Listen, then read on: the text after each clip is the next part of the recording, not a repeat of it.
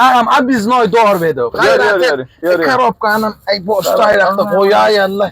Koya şey koya. Kımmat bakalım haklarımında. Ay çi doğulur rahattan otur gereklice haklarla. Kovmuyorsun. Kovmuyorum. Ayda.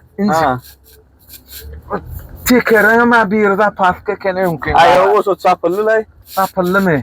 Ay. Teker salsmalı da. Salsak bir teker. Ay dörtünüm salsanım oğlay var. Ay ne fiven işledi o. Tanıyan bul oturan. Yo ma görünce dalansın. Görmeyen men şu uzak yol tekerlen başlığı.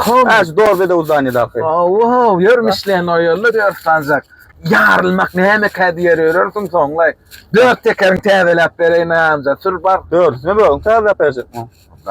Gururum ne diyen mo dört teker men yandı. Sigit ya ha gururum. Yo am seni başlığım o tayının ya iyisi ya şu tayda oğlum. Ay ne ettin şu spot şu dağındılar bilen men. Başlık bolman ne? Vulkan zaşık bolmacağım bellidir ya. Çoğumartlık şuun menden kaldı. El atşayın naysana. Yirakta durayım. Ana uzak yol mişlen yapıp dura. Koysan yanına. Bol lan. Ağam. Ay eyle beyle deyip dursun. Yüreğin sugulu zavarına. Dursun karop kolay. Ova. Fonaların. Dört tekerin var salsıp berel. Yer dükkanı. Gel ağam gel. Ne? Tekerler dünyası o ölümün kıda. Ağam görten. Dört tansak mislen koyup ağam. Millen gitsin mayne hemen gidin. Atsar ver. Barani. Dört tansak mislencik koyup. Bollu metre. Git otur sen. Git otur. Ödüm milyen ha. Bollu. Ha görüyen değil mi? Havalandı. Kibilecik bolt göründür bunu. Şeydi paklayan bular o. Kaharım getirse var. Bağır tekere düzüyenler. Evet havalan. Kıyınla. Basık bolma. Düşünen. Arkayına otur sen. Kökücük iyi yedir. Çay, kofi de alır darına gelsin yan kadar.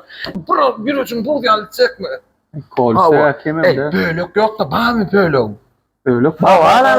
Bölük kadir. Uğradoyun o pastanın bir yerine. Ha bollu. Arkayına otur. Tekerinden ha gibi suza kadar ip geliyen hemen. Bol ya. Yanır diyor sancak işleyen nesi versin ağam. Hava tarihin. Ağam kim hataplaşmalı? Annem başlığın ölmeyip veren de. Haydi.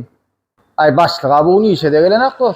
O yan memnun 50 maddi kola oğlanlar olsun. İntemeli o başlığın. Ay beni tanımak beni yan sen bilen bile gelenler ettim ama. Değil vallahi ya. Uy dur karop var. Vade içinde gımmatlar var. Ağamcan bir müçün karoplarını oraya geldi mi? Bir karop ne koydu da onu var ya.